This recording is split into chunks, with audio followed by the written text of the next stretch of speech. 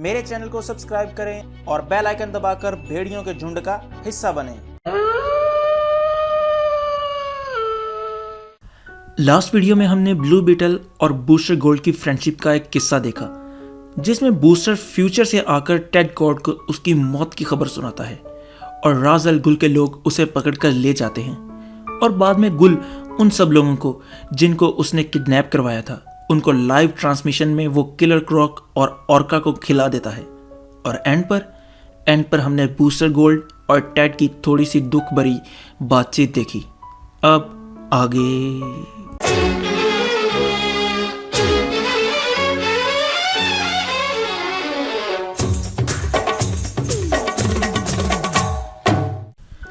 क्या तुम तैयार हो? कारा कहती है नहीं। तो उसके फादर जोरेल कहते हैं जिंदगी में कोई भी कभी तैयार नहीं होता, तो परेशान मत हो। जोरेल पीछे से बोलते हैं कि तुम्हारे फादर भी पहली दफा बहुत डरे हुए थे, मुझे तो उसे पहाड़ी से धक्का देना पड़ा था। क्या तुम्हें भी एक पुश चाहिए? कारा कहती है नहीं। और ये कहकर वो पहाड़ी पर से छलांग लगाती है और एक बग पर आकर लैंड करती है और अपने फादर को कसकर पकड़ लेती है, क्योंकि ये आज उसका पहला सफर था हवा में। इस सब के 6 साल बाद जब क्रिप्टॉन अपने एंड पर था और जोरेल और जोरेल मिलकर ब्रेनियक की आर्मी से फाइट कर रहे हैं और वो जानते हैं कि एंड नज़दीक है और वो कुछ नहीं कर सकते, तभी ब्रेनियक की आर्मी में से एक आकर जोरेल की बॉडी के अंदर अपना हाथ डाल देता है और जोरेल को मरते हुए अपनी बेटी कारा की फिक्र है। मगर जोरेल उसे दिलासा देता है कि परेशान मत हो, वो और उसका कज़न काल-एल दोनों अर्थ पर सेफ रहेंगे। और जोरेल अपनी आखिरी सांसें लेता हुआ क्रिप्टॉन पर दम तोड़ जाता है। इसके बाद जोरेल घर आता है और अपने भाई की गन को उसकी बीवी को थमाता है, जिससे वो खुद ही समझ जाती है कि जोरेल अब नहीं रहा और अब वक्त रोने धोने का नहीं बल्कि अपने बच्चों की जिंदगियां बचाने का है। तो जोरेल की बीवी जाकर कारा को एलियन से बचाती है और उसे स्पेसशिप की तरफ लेकर भागती है। उसकी माँ उसे बताती है कि इसी तरह की एक स्पेसशिप जोरेल के घर में भी है, जिसमें वो काल-एल को भेज रहे हैं प्लेनेट अर्थ पर, और तुम भी उसके साथ ही जा रही हो और तुम्हें अपने कज़न का ख्याल रखना है हर हालत में। उनकी स्पेसशिप निकलती है क्रिप्टॉन से और पीछे से क्रिप्टॉन में एक बहुत बड़ा धमाका होता है और क्रिप्टॉन सिर्फ एक पत्थरों का ढेर बनकर रह जाता है। और ये धमाका कारा की आंखों में किसी तस्वीर की तरह छप जाता है और अब वो और उसका कज़न काल-एल दोनों अपनी अपनी स्पेसशिप में बैठे एक दूसरे के पैरेलल जा रहे थे कि तभी कारा की स्पेसशिप एक पत्थर से टकराती है और उसका रास्ता बदल जाता है और काल-एल की स्पेसशिप आगे निकल जाती है और कारा पीछे रह जाती है। अब इस सब के 35 साल बाद कारा की स्पेसशिप घूमती हुई अर्थ पर पहुंच जाती है और बड़ी स्पीड से अर्थ के ऑर्बिट में एंटर होती है और एक जगह पर आकर गिरती है, जहां बड़ी तेजी से कोई उड़ता हुआ आता है और आकर उस स्पेसशिप को खोलता है, जिसे देखकर कारा कहती है काल-एल, क्या ये तुम हो?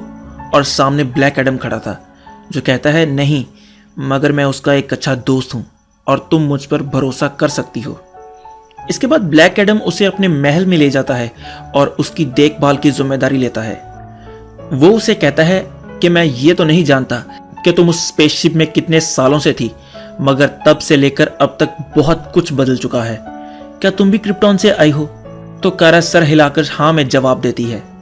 इसके बाद एडम उठता है और कहता है मेरे जहन में भी बहुत से सवाल हैं और यकीनन तुम्हारे जहन में भी बहुत होंगे, मगर अब तुम आराम करो और थोड़ी सेहत बनाओ।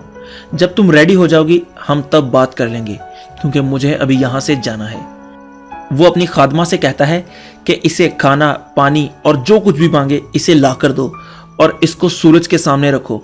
जैसे जैसे सूरज मूव करे इसका मुंह भी उस तरफ करवा दो और जब ये बात करने लगे तो सबसे पहली खबर मुझे दो। इसके बाद वो उड़ता हुआ बॉर्डर पर जाता है, जहां पर बेलिया की आर्मी आकर खड़ी थी और वो ये जानने के लिए आए थे कि स्पेस से जो चीज आकर गिरी है वो क्या है और जो कुछ भी है वो बेलिया को लौटा दिया जाए।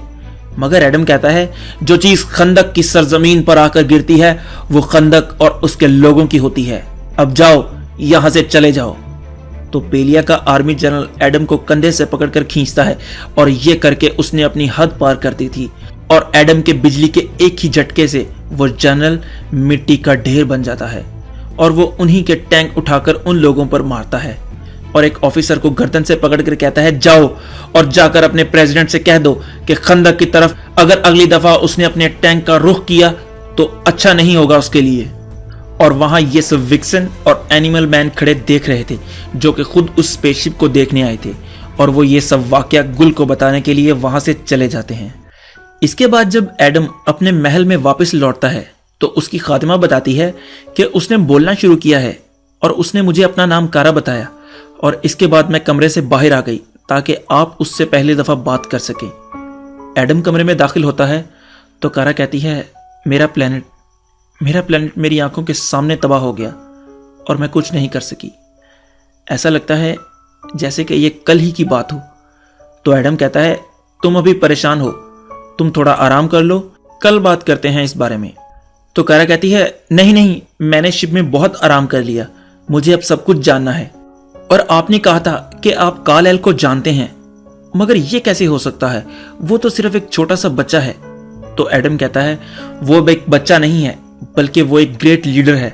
मैंने जितनी भी दुनिया देखी है उन सब में से सबसे अच्छा आदमी भी वही है। तो कारा कहती है अब कहाँ है वो, मुझे उसके पास जाना है, मुझे उसे प्रोटेक्ट करने के लिए उसके साथ भेजा गया था। तो एडम कहता है वो अब तुम्हारी प्रोटेक्शन से बहुत दूर है। तो कारा कहती है इसका क्या मतलब, मुझे सब कुछ बताएं डिटेल में। तो एडम उसे काल-एल की कहानी सुनाता है कि लोग उसे इस प्लेनेट पर सुपरमैन के नाम से जानते हैं और एक बुरे आदमी ने उसे ट्रिक करके उससे उसकी बीवी, बच्चा और उसका शहर छीन लिया। तो काल-एल ने उस बुरे आदमी को रोकने की कोशिश की और अपने एक दोस्त जिसको सब बैटमैन कहते हैं उससे मदद मांगी, मगर बैटमैन काल-एल का दुश्मन बन गया क्योंकि पूरी दुनिया काल-एल को पसंद करती थी और वो उनका रखवाला था। और ये बात बैटमैन को पसंद नहीं थी, तो उसने किसी और डायमेंशन से तुम्हारे कजन का ईविल वर्जन बुलाया, और वो अकेला नहीं आया बल्कि वो अपने साथ ईविल दोस्त भी लाया, और उन्होंने मिलकर काल-एल और उसके दोस्तों को हराया और उन्हें कैद कर लिया। तो ये सुनकर कारा कहती है तो चलें, हमें उसे आजाद कराना होगा उस बैटमैन से। मगर एडम कहता है नहीं, अभी यह मुमकिन नहीं, मगर मेरे जहन में एक प्लान है कि हम पहले काल-एल की दोस्त जिसको उन्होंने एक आइलैंड पर कैद किया हुआ है उसे आज़ाद कराएंगे और वो तुम्हें भी ट्रेन करेगी, और फिर हम काल-एल को आज़ाद कराएंगे। मगर अभी बैटमैन और उसके साथी तैयार बैठे होंगे। मगर हाँ, एक वक्त ज़रूर आएगा जब तुम्हें अपनी एबिलिटीज़ का अंदाज़ा होगा और हम तुम्हारे कज़न को मिलकर छुड़वाएंगे, मगर तब तक तुम्हें मेरी बात मानकर चलना पड़ेगा और खंदक में ही रहना पड़ेगा। दूसरी तरफ टेड कॉर्ड के मरने के बाद उसकी आखिरी रसूमात चल रही थी जिसमें सब मौजूद थे, और हाइमी गुस्से में ब्रूस की तरफ आता है और कहता है ओए बैटमैन। तो ब्रूस ठंडे लहजे में कहता है जी मैं आपकी क्या मदद कर सकता हूं। तो वो कहता है भोले मत बनो, मैं जानता हूं तुम कौन हो, मगर तुम लगता है मुझे नहीं जानते कि मैं कौन हूं।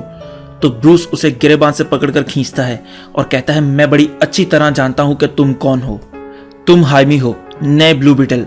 फिर उसको बताता है कि उसके बाप, उसकी माँ और उसकी बहन का क्या नाम है और वो कहाँ रहता है, और कहता है कि मैं और तुम एक दूसरे को तो जानते हैं मगर यहाँ खड़े लोग नहीं जानते कि हम कौन हैं, तो बेहतरी इसी में है कि तुम अपना मुंह बंद रखो। तो हाइमी अपने बिहेवियर के लिए माफ़ी मांगता है और कहता है मुझे बस ये कहना था कि जब तुम लोग उन्हें पकड़ने के लिए जाओ तो मुझे अपने साथ लेकर जाना। तो ब्रूस कहता है हमारा जो भी प्लान होगा हम तुम्हें इन्फॉर्म कर देंगे, अब जाओ घर चले जाओ। इसके बाद डायना इस यूनिवर्स के ओलिवर क्वीन की कब्र के पास खड़ी थी जो कि सुपरमैन के हाथों मारा गया था, और पीछे से दूसरा ओलिवर वहां आ जाता है और वो उसकी कब्र पर फूल रखती है। तो ओलिवर कहता है हमें कल ही शादी कर लेनी चाहिए। तो डायना कहती है मजाक का भी कोई वक्त होता है। तो ओलिवर कहता है नहीं मैं सीरियस हूँ, जिंदगी का क्या भरोसा कब जान निकल जाए, और वैसे भी तुम ही ने तो मुझे प्रपोज किया था। और अगले दिन गौथम में शादी की तैयारियां शुरू हो जाती हैं जहां बारबरा डायना को तैयार कर रही थी, और वहां टेड ग्रांट जो कि वाइल्ड कैट के नाम से भी जाना जाता है डीसी यूनिवर्स में, वो आता है और वो डायना को शादी की मुबारकबाद देने आया था, और डायना भी भाग कर आकर उसके गले लग जाती है, और वो बताता है कि जस्टिस सोसाइटी ऑफ अमेरिका के बाकी मेंबर भी आना चाहते थे मगर अचानक एक लावा मॉन्स्टर आ गया तो वो सब वहां बिजी हो गए। और बाहर ओलिवर, ब्रूस और ब्लैक लाइटनिंग अपने बच्चों के साथ मौजूद थे। तो ओलिवर अपने बेटे कॉनर से पूछता है कॉनर तुम्हें सब समझ आ गया है ना कि तुमने क्या करना है? तो कॉनर कहता है हाँ। तो ओलिवर कहता है तो मुझे शुरू से बताओ कि तुम क्या करोगे। मैं अंगूठी लाऊंगा। तो ओलिवर पूछता है कब लाओगे? तो वो कहता है जब म्यूजिक बजना शुरू होगा। और फिर तुम क्या करोगे? वो चिल्लाकर कहता है मैं अंगूठी उठाकर माउंट डूम की आग में फेंक दूंगा। यह सुनकर सबकी हंसी छूट जाती है और ओलिवर ब्रूस की तरफ देखकर कहता है ब्रूस, क्या यह तुमने सिखाया इसे?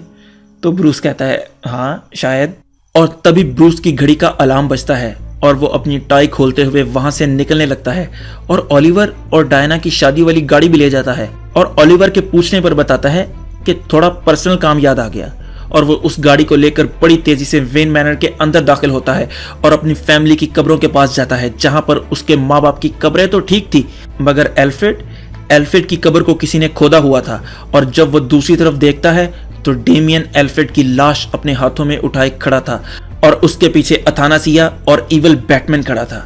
और वहां दूसरी तरफ शादी की रसूमात शुरू हो चुकी थी और दोनों डायना और ओलिवर वहां आ चुके थे।